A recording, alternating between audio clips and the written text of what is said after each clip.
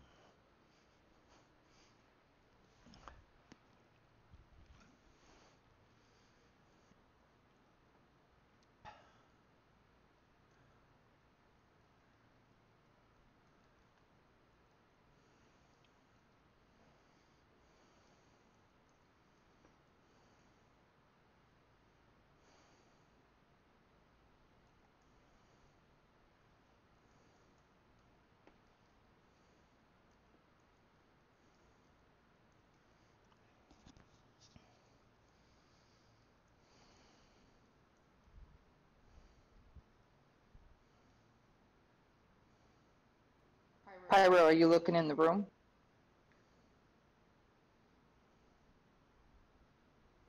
I am now.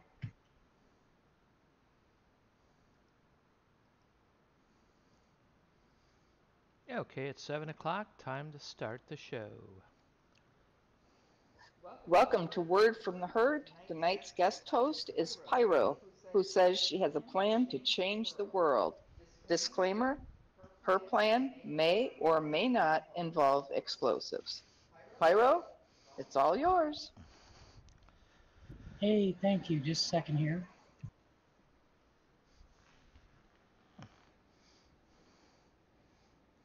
Had to mute the YouTube feed. Good afternoon, everybody, or evening, depending on where you're out in the United States. It's good to hear from you, or see you, actually. I'm going to be the one you're hearing from, so I was kind of silly. Yeah, actually, this came about from a long ago conversation with our matriarch, passionate pachyderm mom.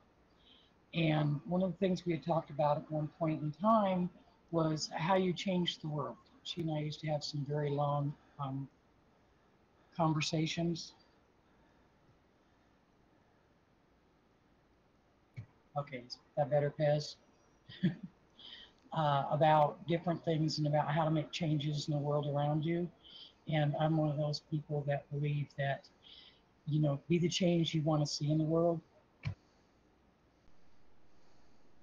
If your neighborhood's dirty, go out there and pick it up. Somebody might join you, somebody might not. If you can get 2 people to join you, then you can get 4 people to join you. Hey, guess what? You're going to get your neighborhood cleaned up. Take responsibility for your surroundings. Get out there and do something. Everybody wants to change the world. It seems like not too many people want to put out the effort. You can't sit on your computer all day and talk about changing things and not put some action behind it. You're exactly right, Pyro.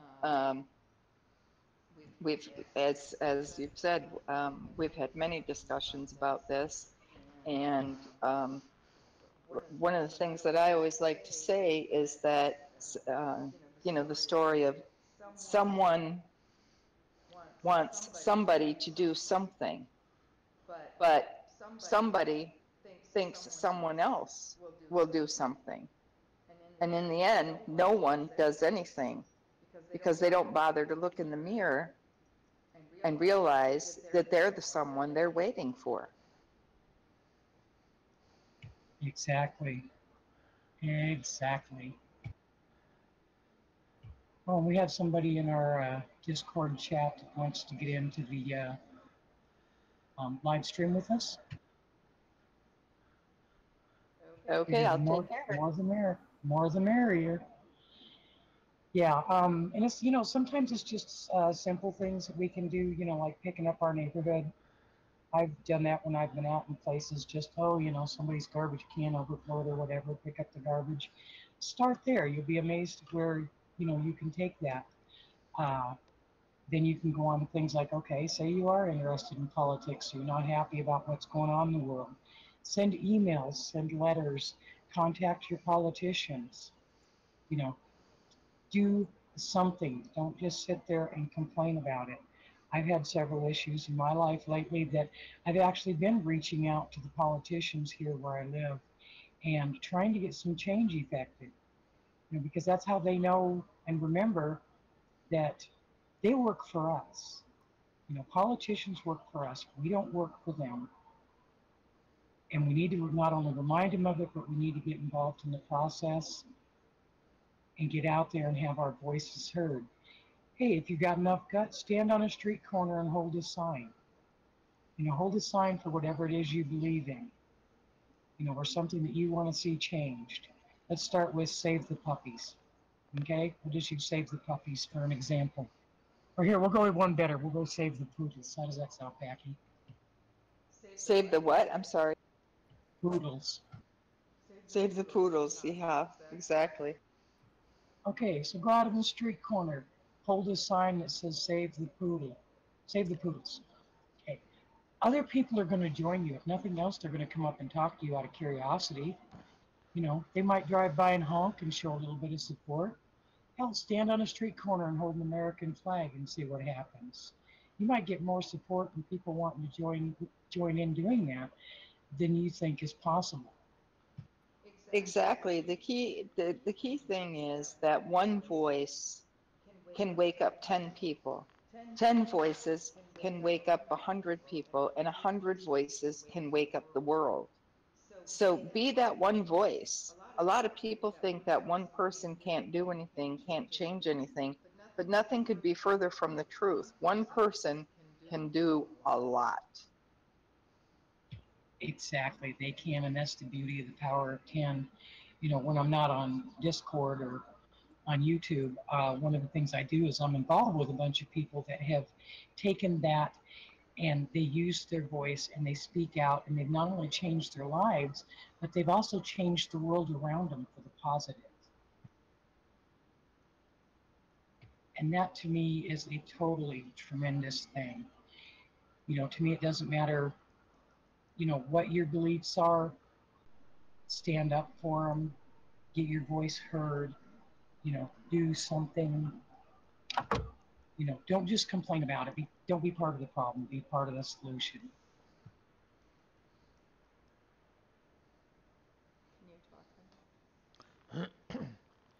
And I'm a firm believer in that one. Did you have something to say there, Chuck? Yeah, Pyro, what I wanted to mention is, we have the upcoming elections, and you talk to people, and they're like, well, the campaign headquarters is so far away, and, I'd like to volunteer, but I just, there's nothing that I can really do. They are always, always, always, always, always looking for people to make phone calls, and you can make phone calls from your house, and most of us have cell phone plans that allow for a unlimited cell phone usage. So, make 10 or 20 phone calls each day for a candidate that you support. Now, I've done this in the past, and I can tell you that some of these people are downright rude to you. But you just never know when you're going to reach that one person that you can change, or that was on the fence and says, I think I will vote for candidate X. And you look at all of the people that sit back here and say we want to change the world, And if each of us were to do that, it's possible that we could take an election and make a difference and flip it. Now, one of the things that I'm going to be doing is I'm going to be making phone calls for the Senate race here in Virginia. I've already signed up with them, and it's just a case of getting my list and getting the script and making the phone calls. Most of the time, it's just encouraging people to register to vote or to vote for the candidate. You don't have to get into position, their positions on things. Typically, you're not even defending it, but at least if you ask them the questions that they have scripted, you're doing your part and you're getting the candidate's name in front of these people.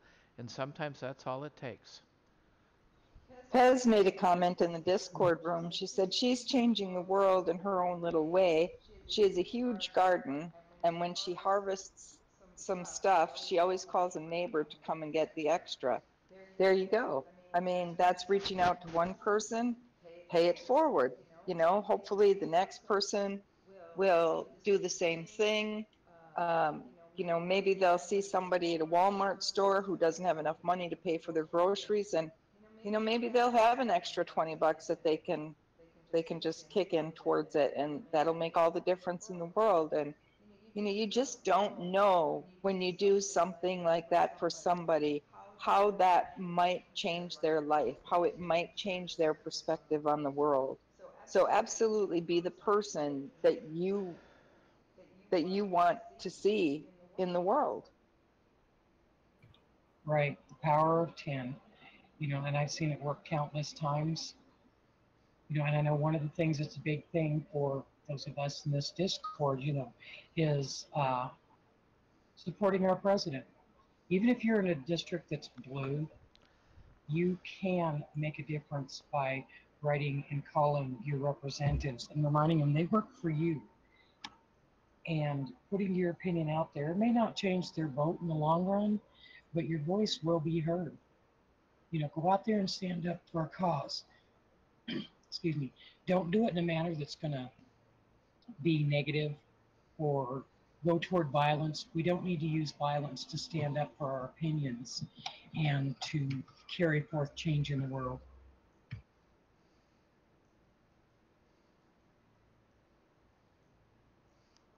Just a second, getting a drink of water. Anybody else got anything?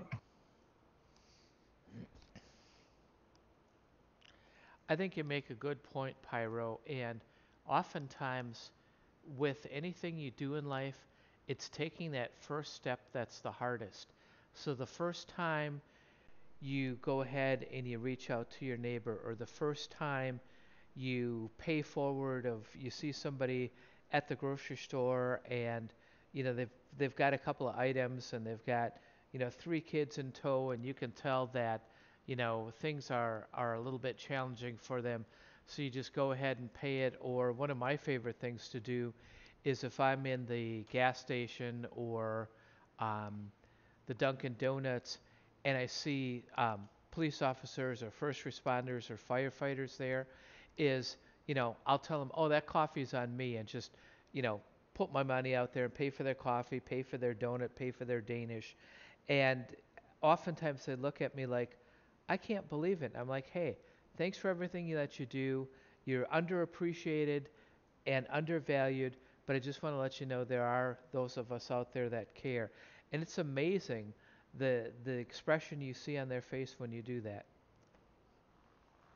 Oh, yeah, I've totally seen that. There's been times I've had enough in my life to buy coffee for a guy, a cop sitting out in the drive-through of a coffee shop, and I've been outside. I've been able to do that a couple of times. And that's the kind of thing I love to do, show somebody they're appreciated. And here's the hard one, love the unlovable. You don't have to do it from up close, but you can do it from a distance. And it's amazing how that makes a change in people as well. Absolutely. Here's a story. When I was in Cleveland for the GOP National Convention a couple of years ago, I was there by myself. I went to the convention as the representative for Passionate Pachyderms, and didn't know my way around. had to get a hotel 60 miles away from Cleveland and go back and forth every day. And they had it so cordoned off where the convention was that it was nearly impossible to get in. And because I'm disabled, I had privileged parking. So I actually was allowed to park directly across the street from the arena where the convention was. But in order to get in there and in order to do that, I had to go through all of the Secret Service um, scanning and clearance and all that stuff every single day. And there was only one way in and one way out. And it would get me so turned around, especially at night at, 2, 3 o'clock in the morning as we were leaving. I couldn't find my way out to get to the highway so that I could get back to my hotel. And the last the last night of the convention, I was absolutely beside myself turned around. I had passed the same intersection 3 or 4 times. My GPS wasn't taking me where I needed to go because all the streets were closed or turned into one ways. And finally, I stopped and asked a bunch of cops that were together. There was 3 or 4 of them on motorcycles and a couple in cars. And I was just like, "Can you guys tell me how do I get to the interstate? I've been driving around for an hour and a half and I can't find my way there." And this cop could not have possibly been nicer. He's like, "I'll take you right there. Follow me." Switched on his siren, switched on his lights, and he said, "Stay right behind me." And I said, "I will." And he went through red lights, he stopped cars, and he got me right to the highway. And I could not possibly have thanked that man enough. Oh, that is totally awesome. And you didn't get tasered along the way, did you? I did not get tasered along the way, no. I don't know, some people act like cops are out to taser them constantly, and they're not.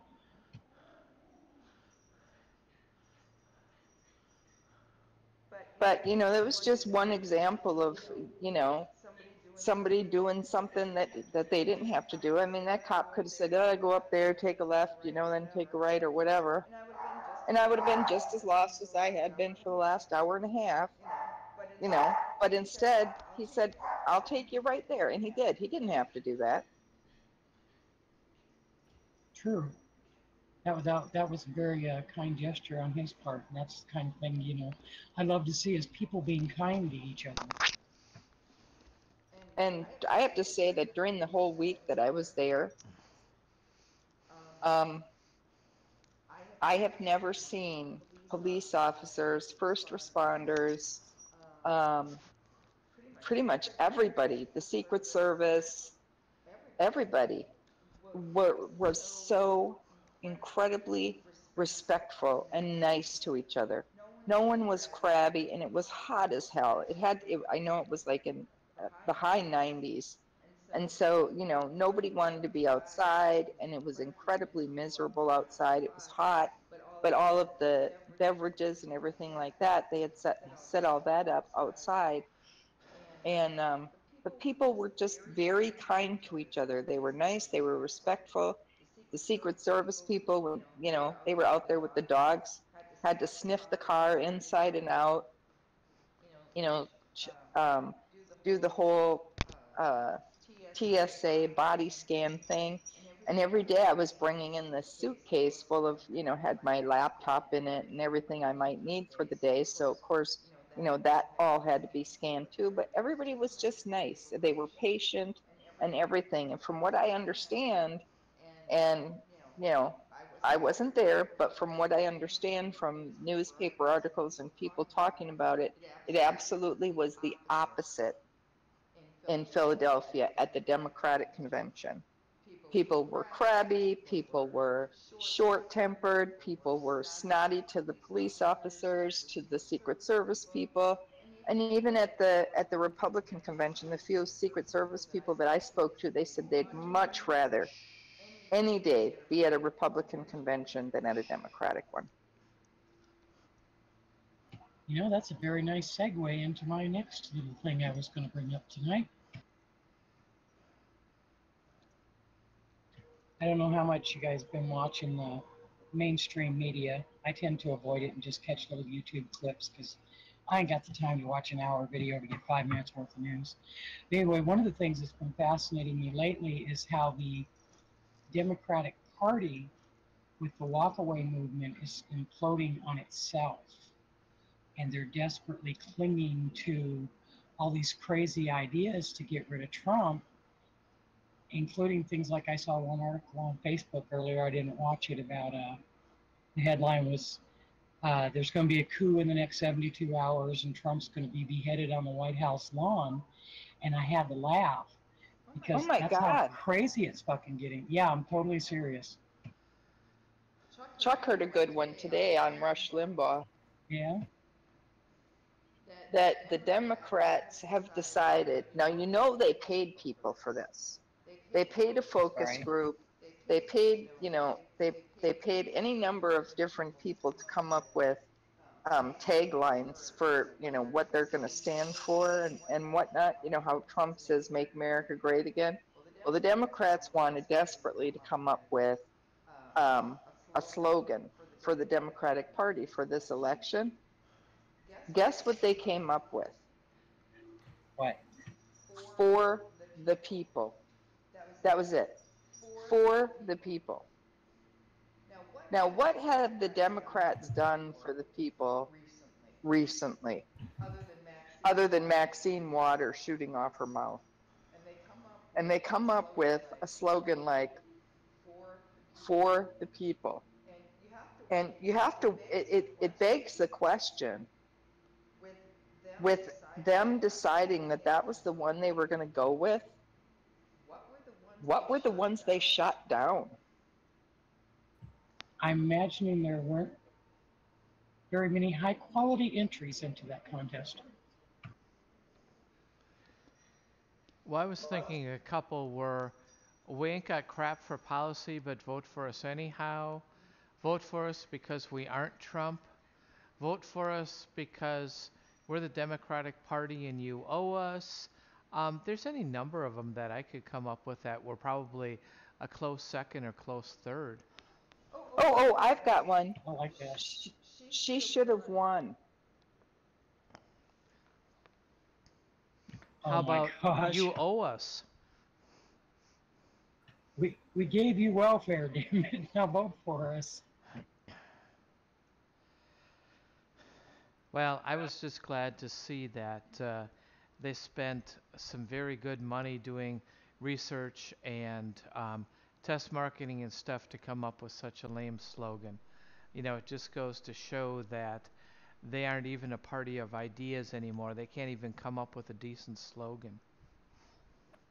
Michelle in the room says that she was blessed by firefighters who tried so hard to save her home and found her cat.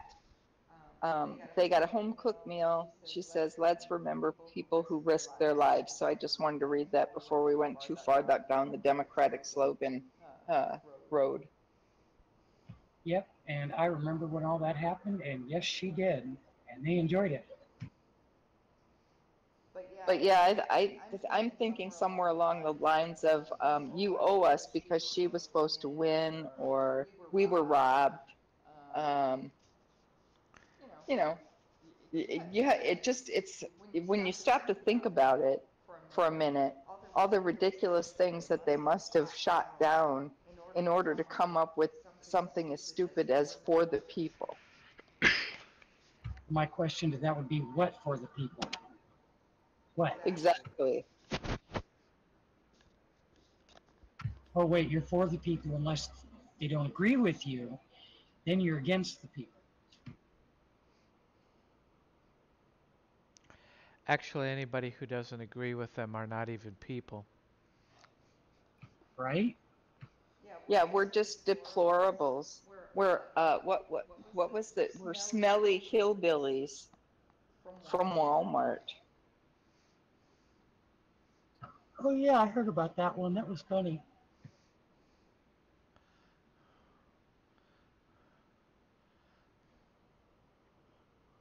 Oh, here's a good one out of the YouTube chat. Their other slogan would be, don't worry, it's not Hillary this time. Yeah, that's a good one. And just just for, for grins and giggles, not only do I cling to my Bible, my religion, my guns, and my smelly hillbilly from Virginia, but I now drive a pickup truck. You can't get any more redneck than that.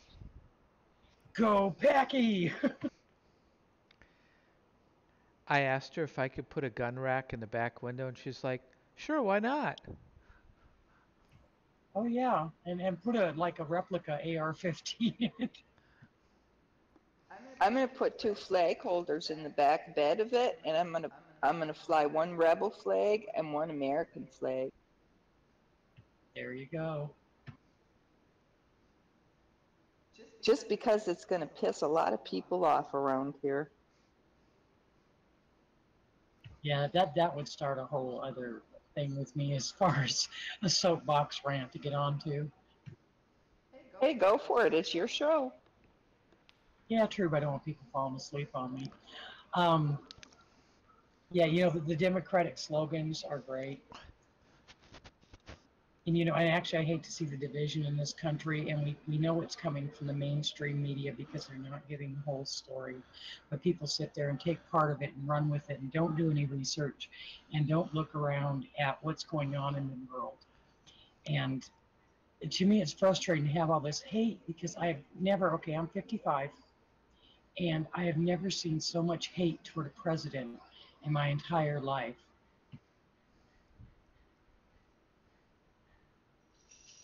And it's sad and it's scary and it seems like somebody's trying to start a civil war,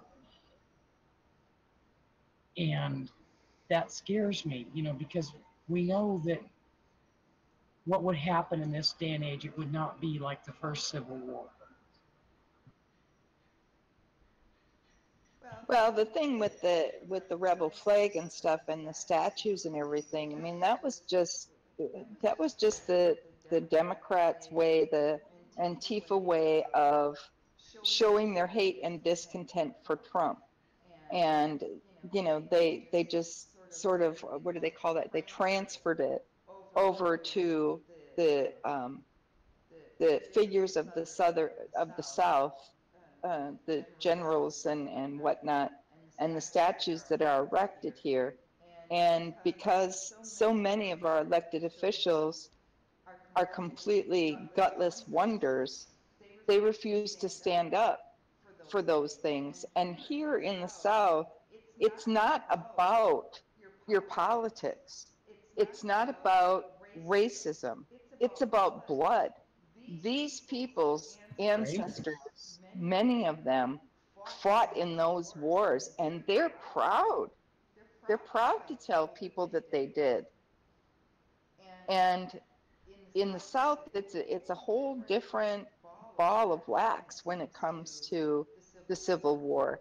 The people here are very proud people, and their bloodlines go back that far here in the South, and they'll tell you, my granddaddy fought in the Civil War and did this and did that, and those statues represent their history.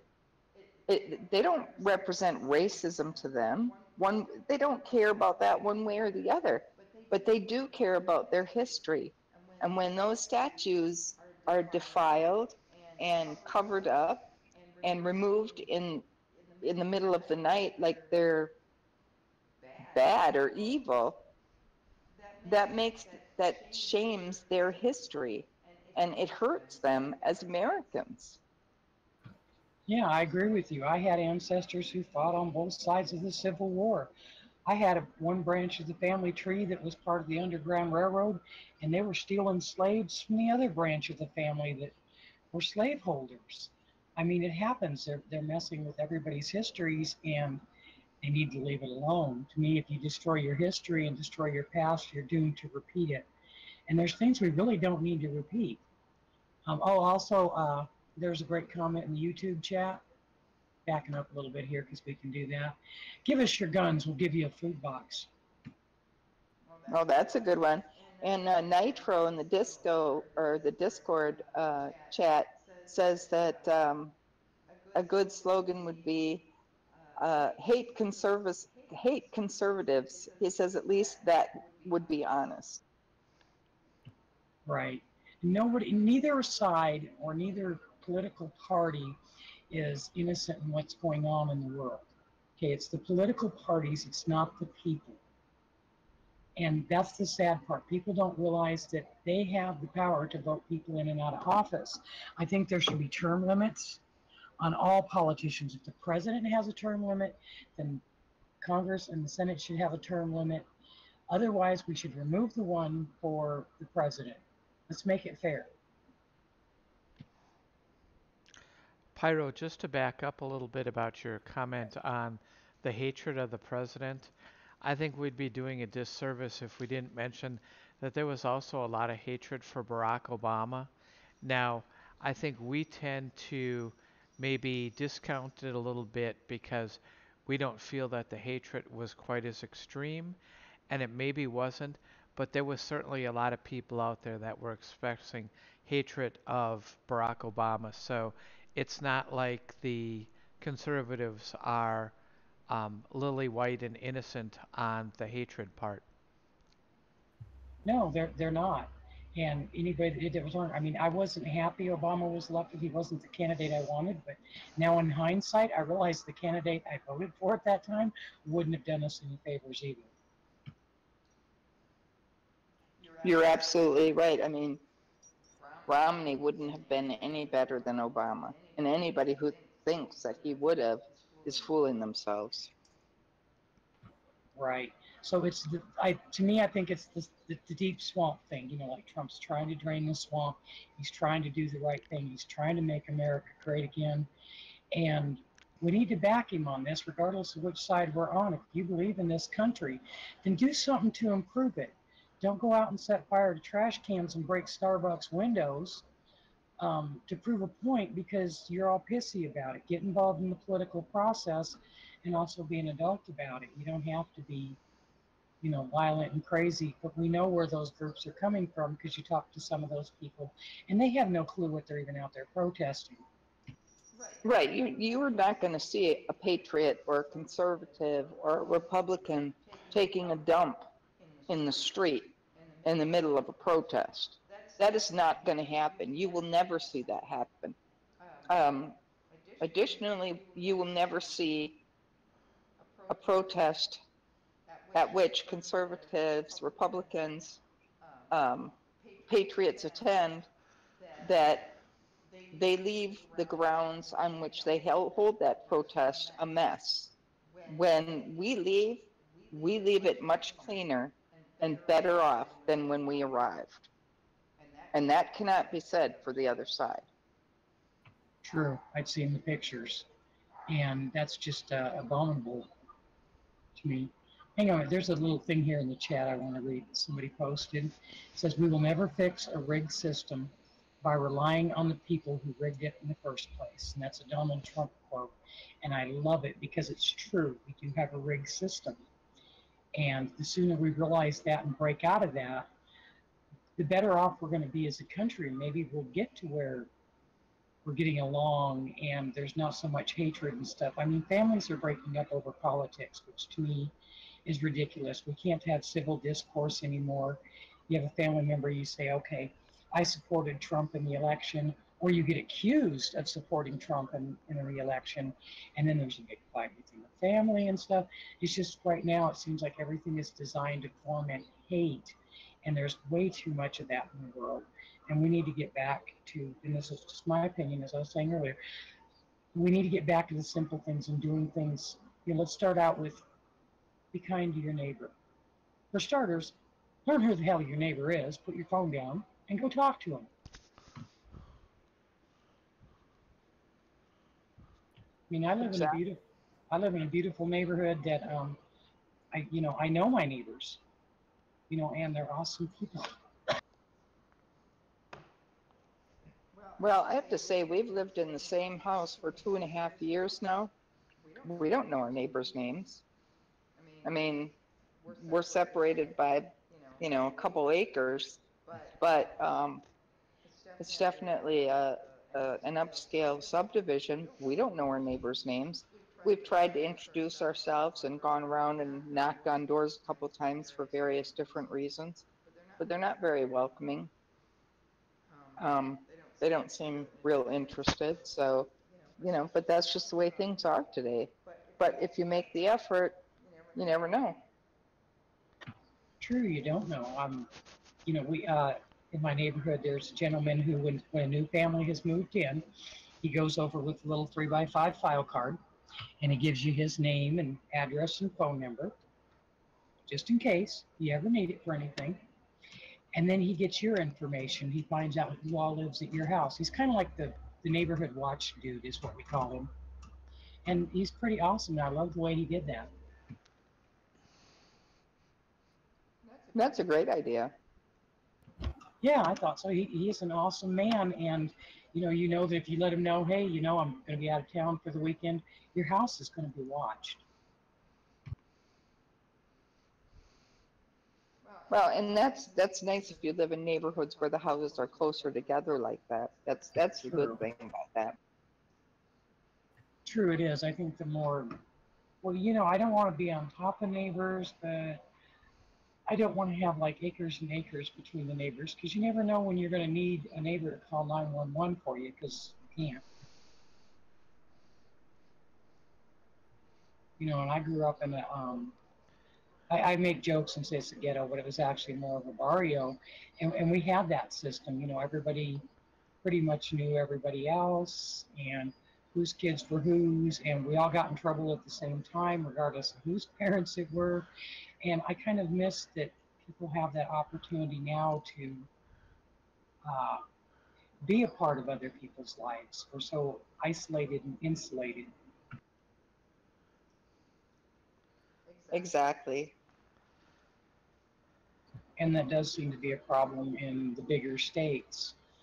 I'm blessed to live in a state with a smaller population and getting to know people. I mean, I strike up conversations with those smelly hillbillies in Walmart all the time. Well, it takes a smelly hillbilly to know a smelly hillbilly, right? So, Exactly. Yeah, that was kind of rude. That's why I figured, we'd buy a pickup truck and everything about us would just scream smelly hillbillies. Yep. But, like I said, with making America great again, it starts with each one of us. And the only way we're going to do it is reach out our hand. You might get your hand slapped, but odds are you're going to get your hand shaken, and you might make a new friend and improve things in your little corner of the world, which will spread to other little corners of the world. Well, exactly. And the other thing that goes along with that, Pyro, and I know you agree with me on this, is that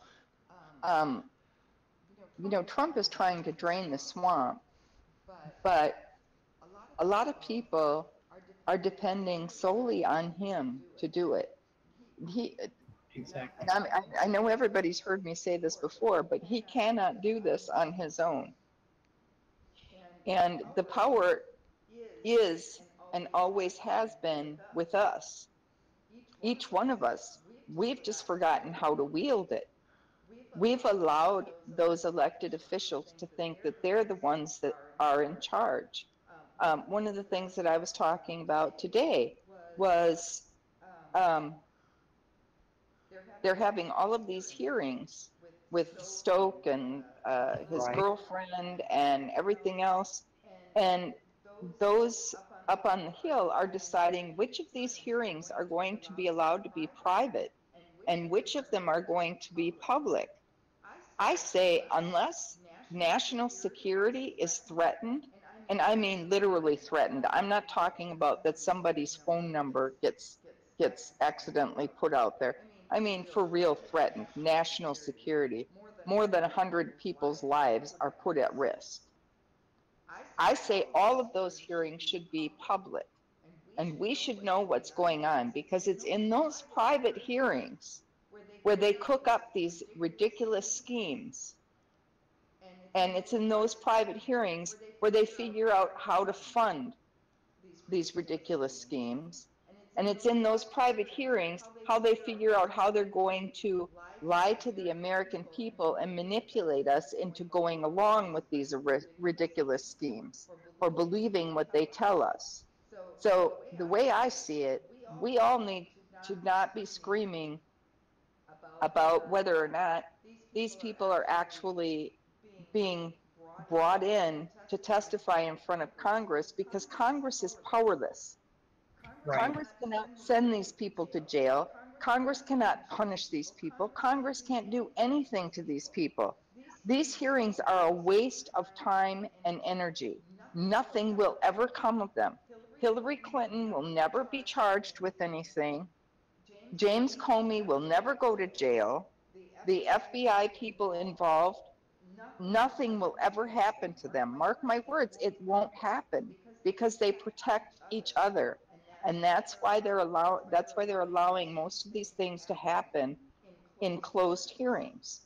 We have to focus on the fact that they're doing this behind our backs again, and we have to start screaming and demanding, oh no, killers, no. The day of closed hearings are done. You blew that. We can't trust you when you do things behind closed doors. So now you have to do it in the public eye, open to public debate and ridicule. Exactly. I agree with you. Everything within the political sphere like that should be public. And let people make up their own minds and don't sit there and translate it for me. Because I know that when we've all had the experience of watching news and they say one thing in the clip, but you hear something else come out of the broadcaster, and it's like, really, I don't need you to translate for me. Just you shut up, play the clip, and I'll make up my own mind. And that's something I've just learned in the past few years when Trump started running, because I have to admit, when he first announced, I'm like, you're joking, right? Um, and I wasn't sure it was totally serious, to be honest, but I'm glad he's where he's at. I think we're doing better as a country as a whole. It's just the infighting among the citizens that needs to stop, because that's getting disheartening, to be quite frank. I hate seeing people treat each other like that over politics. But I think to a large degree, the Democrats are imploding. Their source of funding Oh, yeah. is from all directions drying up. They're no longer going to have the benefit of the unions, funneling millions and millions of dollars to them. They're no longer, sooner or later, George Soros is going to die. And while he's supposedly set things up so that his son Alex continues on in his footsteps, you know that the kids never do what the parents want them to do once they're in True. control of that money. And my guess is that Alex is going to do what he feels is appropriate with that money once his father is gone. And he may or may not see the Democratic Party and all of their little pet campaigns as a worthy recipient of the dollars that maybe he wants to leave to his children, or he wants to uh, donate to some other organization. I mean, hell, maybe he wants to donate all those millions to the Save the Poodles Fund. Who knows? Um, but of course, to his father's face, he's going to say, "Absolutely, Dad. I'm going to do everything you want." But when Dad's gone for a couple years, and you know, the focus isn't on him so much, little by little, he'll start doing less and less of what his father told him to do and wanted him to do with that money. And the Democrats are not going to be the recipient of the kind of money that they've been getting from the Soros coffers. Right. And the one thing I like that's going on now is people are waking up. Everybody talks about, oh, I'm woke, but the walk away movement that's going on right now, and people coming out publicly and saying, I'm a Democrat, but I'm not willing to go along with this type of behavior.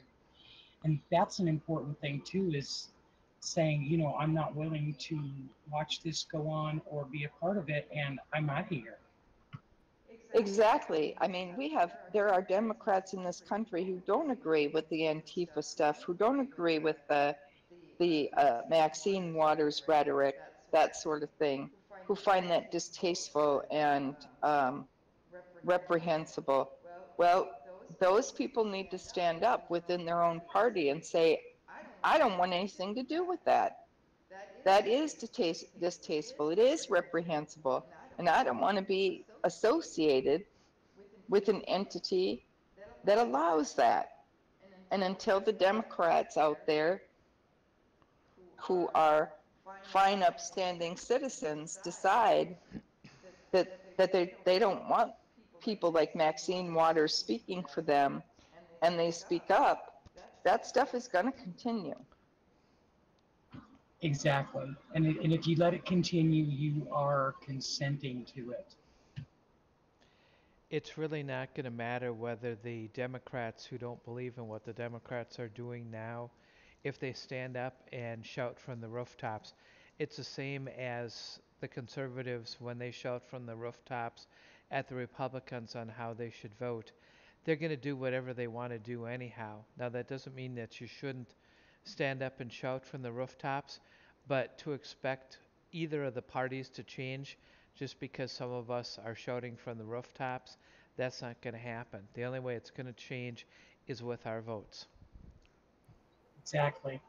And that's why it's important to get out and vote. And people, I hear people talk about, all these things going on and how they want to see things change and da da da da da. And then they say, on the other hand, well, I don't care. I'm not even going to vote. Well, then to me, if you're not voting, you're giving up your right to complain. Absolutely.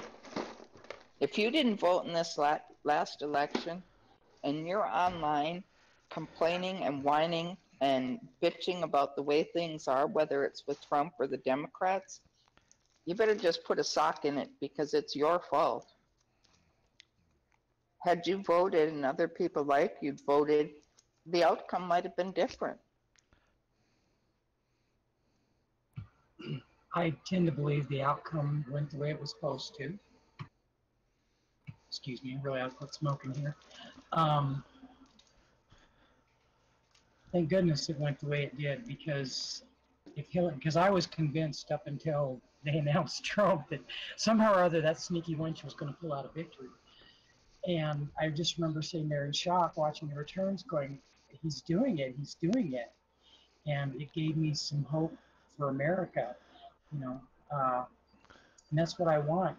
I want a good America. I want us to be a strong, healthy country again, and to enforce our laws and not have all this, and we're going to put it where it's at, this politically led complaining and attacks on our institutions like ICE. ICE is not the Border Patrol. If you don't know the difference, then just back out of the conversation. Oops, right. And I mentioned the Cleveland Convention earlier on in this discussion, and that was when I knew Trump was going to win. I saw the number of people that were there. I saw the excitement. I saw felt the electricity with him as a candidate. That coupled with the events that he was holding, the number of people who were attending those events. As I traveled throughout the United States, the number of Trump signs versus the number of Hillary signs that I saw in people's property, land, in front of their homes, businesses. It was very, very clear to me that Trump was going to win. And I was very frustrated because the media kept saying, oh, Hillary had it in the bag. And I was like, no, she doesn't. She doesn't. They don't know what they're talking about, because I had traveled from the south to the north, from the east to the west. And I knew what I was talking about. I knew what I'd been seeing. And the wave was definitely with Trump. It was not with Hillary. Hillary would hold an event, maybe 100 people would show up. Trump would hold an event, 30,000 people would show up. I mean, hands down, there was no doubt that he was going to win in my mind. Yeah, see, and I wasn't looking at the big picture like that. Um, but I'm glad he did, but he does need our help. And just to point something out, and this is, not a diss for those that follow the Q movement or anything like that, do what you want to do. But here's something to consider. There is no white knight on a shining horse that's going to come in and rescue our country. Okay, that is on us as the American people, as the American voter, as the American citizen. It is our job, our responsibility to take care of our country. Nobody is going to do it for us. There's only so much Trump can do from the White House. I mean, we got him in there. That was half the battle. We need to support and help. And that starts out by, believe it or not, reaching out to your neighbor. Absolutely. And the other thing too that I've been hearing lately is, I've been seeing some people dissing on Trump because he didn't do this or he said this wrong or he did that wrong. Well, let me tell you, that man has been in office for 18 months. He has not taken one vacation. He has not taken one day off. When he leaves the White House and goes to Mar-a-Lago, he's working at Mar-a-Lago. When he Yep. goes golfing, he's working. He hasn't taken hundreds of millions of dollars worth of vacations. And I got to give him credit for that. He is not a perfect man. He is a human being. Occasionally, he's going to say things that don't come out right. He's going to say things that aren't, that just don't make sense. We all do. Nobody can be perfect. And we can't expect our presidents to be perfect. Because when we expect our presidents to be perfect, that's when they lie to us to cover up their misdeeds. At least Trump doesn't do that. If he screws up, he comes out and says, you know what, I misspoke. I'm sorry. I wasn't thinking. He's man enough to say, I made a mistake. And I got to give him a lot of credit for that. Oh yeah, me too. And that was one of the things that I liked about Trump is he's not that perfect, polished, pretty politician with the politician haircut, like we call it. That's not who he is. That's not what he's about. He's just like us. He's a person that wants to make his country better. He managed to do it, and he did it on his own dime because even the Republican Party didn't want him. Really, they weren't too thrilled about him. But he did it, and he got in office, and he's done the best he can, um, with some really intense on-the-job training. Exactly. I know I say stuff all the time that comes out different than how I mean it. Everybody does. Right? You know, I spell words wrong all the time. But it's pretty tough to type on these little itty bitty keyboards when you've got paws the size of an elephant. I mean, I go through more damn keyboards. You guys wouldn't even believe it. But, that's why my spelling is the way it is and why my typos are the way they are. And, everybody just gets used to it, and that's just the way it is. I'm not a perfect elephant. And Trump is not a perfect human being. None of us are. Right. And if he was perfect, I'd be afraid of him. Very afraid. I don't like perfect people. I don't hang out with them. I'm not perfect. I'll be the first to admit it. I have a terrible case of hoof and mouth disease myself. But I can always go on and try a little harder tomorrow to be better with that. There's a thing here posted in the Discord, and if you're not a member of it, you probably ought to see if Packy will put a link out there to sign you in. But it says there's two actually. It says the people who are crazy enough to think they can change the world are the ones who do, and people with passion can change the world for the better. And there's a big difference between passionate and insanity. Just look them both up if you don't believe me. And I think that's pretty much all I had notes for tonight. But I think this has been an awesome discussion, and we've had a few people watching and commenting, and I'm hoping we can get more in the future. Oh, and there's the link. I have posted the Discord link in the YouTube live chat. Yep, and I want to thank you all for attending and, get the word out. The Passionate Pachyderms is here, not just the Discord, but the YouTube channel. Get your like-minded friends to come join us. Watch the videos. There's some really cool Bikers for Trump videos out there if y'all haven't looked. Spread the word. If you can get one person in there, remember you can get 10 in there. Absolutely. And anybody who is interested in doing a weekly live stream, like Pyro had her show tonight, Chuck had his show last night, just contact me. We'd be glad to set it up. You can, figure out your topics week to week, and we'd be happy to have you. You don't have to do it at 7 o'clock at night. You can do it during the day. You can do it at, whatever time, whatever day you like. And we would be happy for you to join us. And as a side note to that, it doesn't even have to be a weekly show. If you want to do it every other week or you want to do it once a month, consider doing that to start. And it's not really as scary as you think it is when you remember that you're sitting here talking to your friends. Exactly. That was one of the things Chuck and I were talking about last night. Is we feel way more comfortable, and we feel like our shows are much better when we are not scripted. When we're less scripted, and it's just a bunch of us talking back and forth and discussing things. The time goes by much faster, and I think everybody enjoys the shows a lot more than they do that when we try and script everything. True. But sometimes we have to. For that one we did, we really did need a script. But we had a lot of fun with that when we did the Q interview.